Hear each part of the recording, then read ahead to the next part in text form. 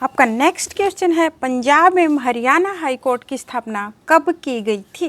तो फ्रेंड्स, पंजाब एवं Haryana high court की स्थापना अभी हमने लास्ट क्वेश्चन किया था, गवर्नमेंट ऑफ इंडिया अधिनियम 1915 के तहत 1919 में लाहौर में की गई थी। नेक्स्ट आपका बनता है पंजाब एवं हरियाणा हाई कोर्ट को शिमला कब लाया गया। 1919 में लाहौर में स्थापित किया गया, लेकिन 1947 में आज़ादी के बाद पंजाब एवं हरियाणा हाई कोर्ट को लाहौर से शिमला स्थानांतरित कर दिया गया था। कब लाया गया? 1947 में। नेक्स्ट आपका बनता है 1947 में पंजाब एवं हरियाणा हाई कोर्ट के मुख्य न्यायाधीश कौन थे। बार बार पूछा जाता है। 1947 के अंदर पंजाब एवं हरियाणा हाई कोर्ट के जो मुख्य न्यायाधीश थे वो न्यायाधीश थे न्यायाधीश रामलाल। नेक्स्ट आपका क्वेश्चन बनता है 1919 में जब पंजाब एवं हरियाणा हाई कोर्ट की लाहौर में स्थापना की गई थी तब मुख्य न्यायाधीश कौन थे। बार बार एग्जाम में पूछा गया है। तो उस वक्त न्यायाधीश थे सादी लाल, जस्टिस सादी लाल जिनका नाम था। और सबसे मेन आपके लिए बात है क्योंकि ये रेवाड़ी से संबंध रखते थे। 1919 में लाहौर के अंदर जब स्थापना हुई थी तब न्यायाधीश थे जस्टिस सादी लाल जो रेवाड़ी से संबंधित थे। नेक्स्ट आपका बनता है 1955 में पंजाब एवं हरियाणा हाई कोर्ट के मुख्य न्यायाधीश कौन थे। 1955 का आपको ये पता होना चाहिए कि 1955 में क्यों पूछा गया है, क्योंकि पंजाब एवं हरियाणा हाई कोर्ट को 1955 के अंदर 17 जनवरी 1955 के अंदर शिमला से चंडीगढ़ स्थानांतरित कर दिया गया था। उस वक्त जो न्यायाधीश थे वो थे अमरनाथ भंडारी। 1919 के अंदर पूछा जाए सादी लाल, 1947 के अंदर आपसे पूछा जाए न्यायाधीश रामलाल, 1955 में पूछा जाए तो न्यायाधीश थे आपके अमरनाथ भंडारी। नेक्स्ट आपसे पूछा जा सकता है 1 नवंबर 1966 को जब पंजाब एवं हरियाणा हाई कोर्ट बना तब मुख्य न्यायाधीश कौन थे। 1966 से पहले तो हरियाणा का नाम ही नहीं था। 1 नवंबर 1966 को जब हरियाणा बना उसके साथ साथ कोर्ट का नाम भी बदला गया।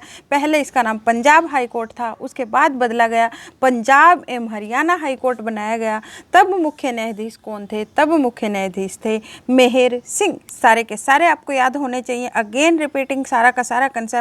गवर्नमेंट ऑफ इंडिया अधिनियम के तहत 1915 में लाहौर के 1915 गवर्नमेंट ऑफ इंडिया अधिनियम 1915 के तहत इसकी स्थापना की गई। 1919 में लाहौर में इसकी स्थापना हुई। 1947 में आज़ादी के बाद शिमला लाया गया। 1955 के अंदर इसको चंडीगढ़ लाया गया। अलग अलग वक्त के न्यायाधीश पूछे जाते हैं। 1919 में जो न्यायाधीश थे वो सर सादी लाल थे जो रेवाड़ी से संबंधित थे। 1947 के अंदर जो न्यायाधीश थे वो रामलाल न्यायाधीश थे। 1955 के अंदर थे अमरनाथ भंडारी और 1 नवंबर 1966 को न्यायाधीश थे मेहर सिंह। एक आपसे इसी से रिलेटेड क्वेश्चन और पूछा जाता है, किसी भी राज्य के हाई कोर्ट की स्थापना संविधान के किस अनुच्छेद के तहत की जाती है। चाहे वो किसी भी स्टेट का नाम दे दिया जाए, कई बार कंफ्यूज करने के लिए अलग अलग स्टेट का नाम दे दिया जाता है। स्टेट चाहे कोई भी हो, अगर वहाँ के हाई कोर्ट की बात की जाती है तो उसकी स्थापना की जाती है अनुच्छेद 214 के तहत। इसके साथ साथ आपसे एक क्वेश्चन पूछा जा सकता है, वर्तमान में पंजाब एवं हरियाणा हाई कोर्ट के मुख्य न्यायाधीश कौन है। तो वर्तमान में पंजाब एवं हरियाणा हाई कोर्ट के जो मुख्य न्यायाधीश हैं वो है रवि कुमार झा। नेक्स्ट आपसे इसी से रिलेटेड आपको हाई कोर्ट का पता है। हाई कोर्ट की स्थापना की जाती है संविधान के अनुच्छेद 214 के तहत। तो आपको सुप्रीम कोर्ट का भी पता होना चाहिए। सुप्रीम कोर्ट की जो स्थापना होती है वो संविधान के अनुच्छेद 124 के तहत की जाती है। हाई कोर्ट 214, सुप्रीम कोर्ट है 124। नेक्स्ट क्वेश्चन है, चैत्र चौदस का मेला किस जिले में लगता है। तो फ्रेंड्स, चैत्र चौदस का मेला लगता है कुरुक्षेत्र जिले में। इसके साथ साथ आपको कुरुक्षेत्र जिले के दूसरे मेले भी पता होने चाहिए। कुरुक्षेत्र में सबसे मेन जो मेला लगता है वो सूर्य ग्रहण मेला लगता है जो ब्रह्म सरोवर पर लगता है। और सूर्य ग्रहण के दिन यहाँ पर बहुत ज़्यादा श्रद्धालु इकट्ठे होते हैं और धार्मिक अनुष्ठान करते हैं। उसके बाद लगता है पेहवा का मेला, वो मार्च महीने में सोमवती अमावस्या का मेला लगता है। एक मारकंडा का मेला लगता है कुरुक्षेत्र के शाहबाद नामक स्थान पर मारकंडा का मेला लगता है और ये मार्कंडे ऋषि का यहाँ पर प्राचीन आश्रम माना जाता है। नेक्स्ट आपका क्वेश्चन बनता है, फुलकारी का क्या अर्थ है। बहुत बार एग्जाम में पूछा गया। फुलकारी का अर्थ होता है स्याल बनाने की कला। नेक्स्ट है आपका क्वेश्चन, चित्रित मर्द भांड किस काल की संस्कृति को दर्शाते हैं। तो फ्रेंड्स, चित्रित जो मर्द भांड मिले थे, मर्द भांड क्या होता है, अगर आपने अपने पुराने घरों में देखा हो, मिट्टी के जो बड़े बड़े मटके होते थे, पहले कोई स्टोरेज का और कोई ऑप्शन नहीं होता था, तो जो हमारे बड़े बूढ़े जो वृद्ध लोग होते थे, जो हमारे पूर्वज होते थे, वो यही काम करते थे, मिट्टी के बड़े बड़े मटकों में ही जो अनाज का भंडारण है, किसी और चीज़ का भंडारण है, वो करते थे और उन पर बहुत सुंदर चित्रकारी बनी होती थी। जो चित्रित मृद भांड हमें मिले हैं वो वैदिक काल की संस्कृति को दर्शाते हैं। नेक्स्ट है आपका, हरियाणा की किस नदी पर रेणुका लखवार व्यासी बांध जो बनाए जा रहे हैं वो कौन सी नदी पर हैं। तो फ्रेंड्स, रेणुका, लखवार और व्यासी बांध हरियाणा की यमुना नदी पर बनाए जा रहे हैं। यमुना जो हरियाणा की 12मासी नदी कही जाती है, यमुना नगर से जो हरियाणा के अंदर प्रवेश करती है और वो पूर्व के अंदर यमुना नदी बहती है। बहुत बार पूछा गया हरियाणा की पूर्वी सीमा पर कौन सी नदी बहती है, तो यमुना नदी बहती है। उत्तर प्रदेश और हरियाणा के बीच ये लगभग 320 किलोमीटर की सीमा बनाती है। उसी नदी पर बनाए जा रहे हैं रेणुका, लखवार और व्यासी बांध। नेक्स्ट क्वेश्चन है, तोशाम की पहाड़ी पर पानी के कितने कुंड हैं। तोशाम का तो पता होगा भिवानी का हिस्सा है, भिवानी के अंदर है तोशाम की पहाड़ी। तोशाम की जो पहाड़ी है वहाँ पर पानी के 8 कुंड पाए जाते हैं, जिनको पंच तीर्थ भी कहा जाता है, पांडव तीर्थ भी कहा जाता है। अति सुंदर ये कुंड है और एक मान्यता है कि पांडव जब अपने अज्ञातवास के दौरान यहाँ पर 13 दिन रुके थे और तभी ये पानी के कुंड बनाए गए थे। नेक्स्ट आपका क्वेश्चन आता है, हरियाणा का प्राचीन महाकाव्य कौन सा माना गया है। तो हिंदुओं का जो पवित्र ग्रंथ है भगवत गीता, उसे हरियाणा का सबसे प्राचीन महाकाव्य माना गया है। और जो भगवत गीता है महाभारत का छठा पर्व है, भीष्म पर्व जिसको बोला जाता है, उसका एक हिस्सा है। इसके अंदर 18 अध्याय और 700 श्लोक हैं। और जो भगवत गीता है उसका संकलन या फिर उसके लेखक कहा जाए वो महर्षि वेदव्यास हैं। और अब आपको भगवत गीता का पता है तो आपको महाभारत का भी पता होना चाहिए, क्योंकि ये महाभारत के ही एक पर्व का अंग है। क्योंकि महाभारत का जो संकलन किया है वो महर्षि वेदव्यास जी ने ही किया है। और माना जाता है कि जो श्री गणेश हैं उन्होंने इसका लेखन किया था। महर्षि वेदव्यास जी ने संकलन किया, श्री गणेश जी ने वेदव्यास जी इसका महाभारत का लेखन किया था, लिखा था। और जो महर्षि वेदव्यास है उनका पूरा नाम भी पूछा गया है। उनका पूरा नाम था कृष्णद्वैपायन वेदव्यास जी, जिनकी माता का नाम था सत्यावती, पिता का नाम था पराशर ऋषि। महाभारत में पहले जो इसका पुराना नाम था उसे जय संहिता कहा जाता था। तब इसमें 8800 श्लोक होते थे। धीरे धीरे करके श्लोक बढ़ते गए, 1 लाख से ज़्यादा श्लोक हो गए। अब इसको महाभारत कहा जाने लगा। एक क्वेश्चन और आता है महाभारत से रिलेटेड। एचएसएससी ने जो महाभारत का युद्ध माना है, पूछा था एचएसएससी ने कि महाभारत का युद्ध कब हुआ था। तो एचएसएससी के अनुसार महाभारत का युद्ध 900 ईसा पूर्व हुआ था और ये युद्ध 18 दिन तक चला था। एक और क्वेश्चन आता है, महाभारत में हरियाणा को क्या कहा जाता है। महाभारत काल में हरियाणा को बहुधान्यक कहा जाता था।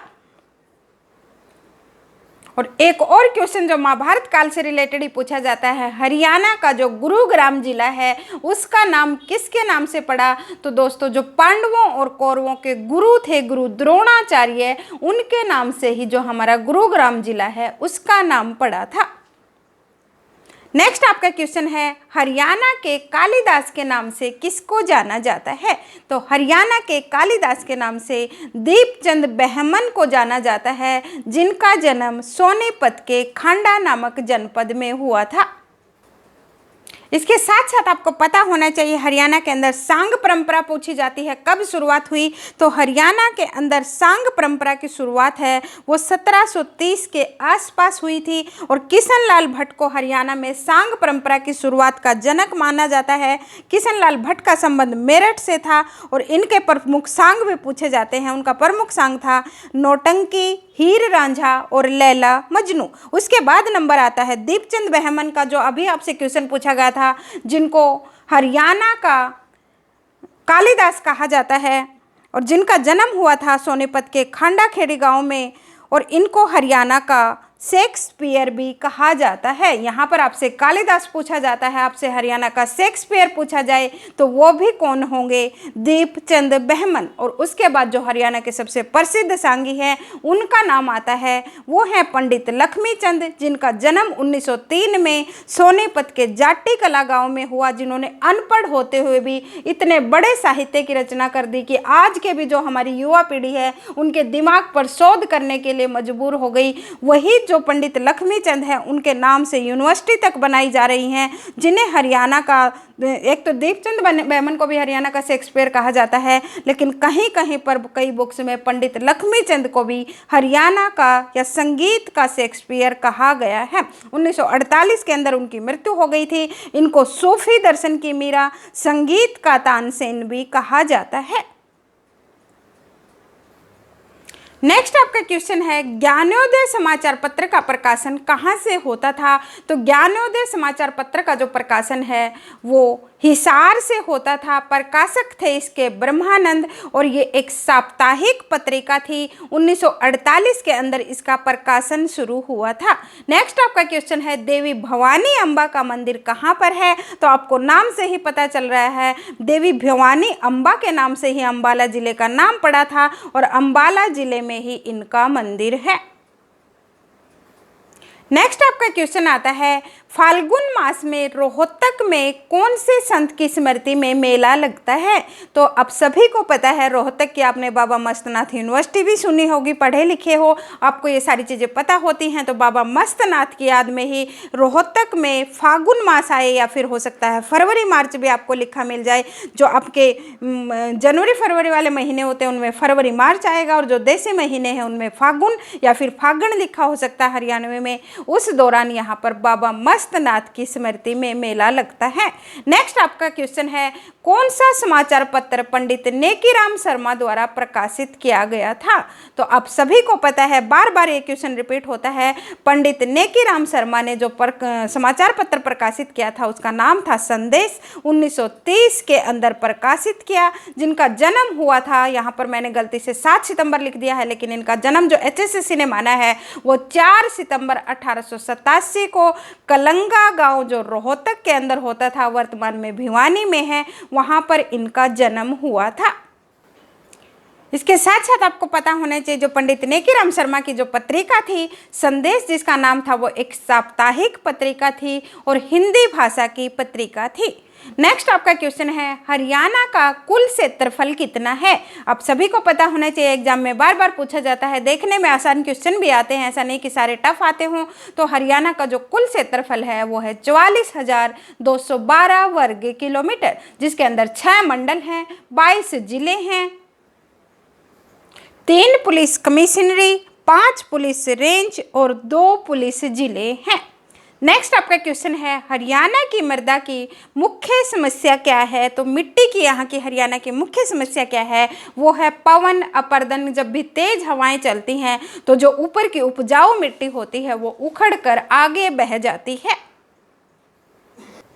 नेक्स्ट आपका क्वेश्चन है, इंदौरी नदी का उद्भव कहाँ से माना गया है? तो इंदौरी नदी का जो उद्भव है, इंदौर के निकट मेवात की पहाड़ियों से ये नदी निकलती है, और यह नदी रेवाड़ी के पास साहिबी नदी में मिल जाती है।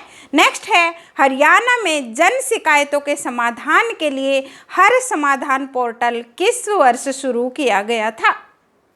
तो फ्रेंड्स, इस पोर्टल की शुरुआत की गई थी 18 जून 2010 को हरियाणा के पूर्व मुख्यमंत्री भूपेंद्र सिंह हुड्डा के द्वारा इस योजना की शुरुआत की गई थी, या फिर इसका शुभारंभ किया गया था।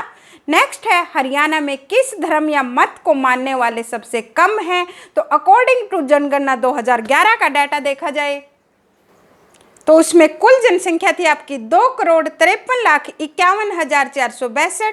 पुरुष जनसंख्या थी 1,34,94,734। महिला जनसंख्या थी जिसमें 1,18,56,728। जनघनत्व हरियाणा का 573 व्यक्ति पर वर्ग किलोमीटर और इसी जनसंख्या में से 87.46% हैं वो हिंदू हैं, 7.03% मुस्लिम हैं, 4.91% सिख हैं, जैन धर्म वाले हैं 0.21%, ईसाई को मानने वाले थे 0.20% और बौद्ध धर्म को मानने वाले थे 0.03%। हो सकता है ये डाटा भी आपसे पूछ लिया जाए। तो इन सब का कंक्लूजन अगर निकाला जाए तो धार्मिक आधार पर हरियाणा में जो सबसे कम है वो बौद्ध धर्म को मानने वाले हैं। नेक्स्ट आपका क्वेश्चन आता है, हरियाणा में हीरो मोटरसाइकिल बनाने का कारखाना कहाँ स्थित है? तो हरियाणा में हीरो मोटरसाइकिल बनाने का जो कारखाना है वो रेवाड़ी में स्थित है। नेक्स्ट है, पानीपत के बाहोली में कौन सा कारखाना है? तो पानीपत के बाहोली में है भारतीय तेल निगम लिमिटेड की रिफाइनरी, जो इंडियन ऑयल कॉरपोरेशन की है, 1980 में ये स्थापित की गई थी। नेक्स्ट आपका क्वेश्चन है, बेटी का सलाम राष्ट्र के नाम योजना का संबंध किस क्षेत्र से है? बेटी का सलाम राष्ट्र के नाम जो योजना है उसका संबंध जो था वो ध्वजारोहण योजना से था। 2015 में प्रधानमंत्री नरेंद्र मोदी के द्वारा इसकी शुरुआत की गई थी। जो गांव की सबसे ज़्यादा पढ़ी लिखी बेटी थी उसके हाथों से जो गांव का स्कूल है या फिर गांव की पंचायत द्वारा जहां पर ध्वजारोहण किया जा रहा है वो बेटी के हाथों से करवाया गया था और इसी योजना का नाम था बेटी का सलाम राष्ट्र के नाम। तो फ्रेंड्स, आज के लिए हमारी वीडियो में इतना ही। उम्मीद है आपको हमारी वीडियो पसंद आई होगी। पसंद आई हो तो like, share and subscribe our channel.